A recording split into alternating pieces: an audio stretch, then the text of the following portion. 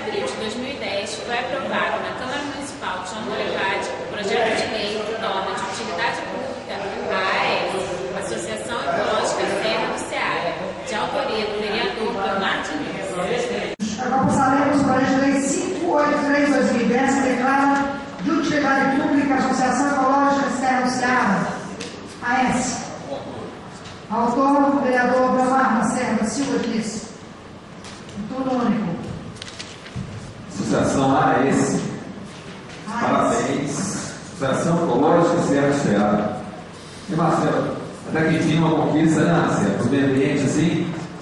É um orgulho muito grande saber que eu estou ajudando a associação que realmente aqui em João Molevade a gente sabe que trabalha em prol do meio ambiente.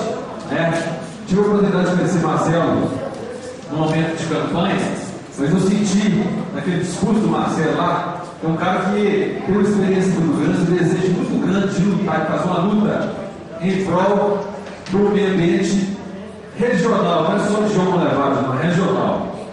E eu tive a oportunidade, o prazer de participar também de uma caminhada do Continão, que foi um sucesso, e eu estou pronto para várias outras caminhadas do Marcelo. Muito legal, muito participativo, é muito educativo a caminhada, porque a gente fez a ESA, funcionou algumas paradas em alguns trechos da caminhada e fez um discurso ambiental mesmo, mostrando como é que funciona o ambiente, a valorização que você dá, tá certo? É um prazer muito grande e eu estou sentindo um orgulho muito grande de dar esse tipo para vocês, tá? Eu espero, Marcelo, de coração, que vocês obtenham mais sucesso que você já tem, tá certo? E que tenha resultado, cara. A gente está tendo a oportunidade de criar uma secretaria de meio ambiente agora e espaços um vínculo com essa associação de vocês, que dê retorno para vocês, que tenha parceria, que saiba ouvir o projeto da AES, tá certo? Parabéns, vocês merecem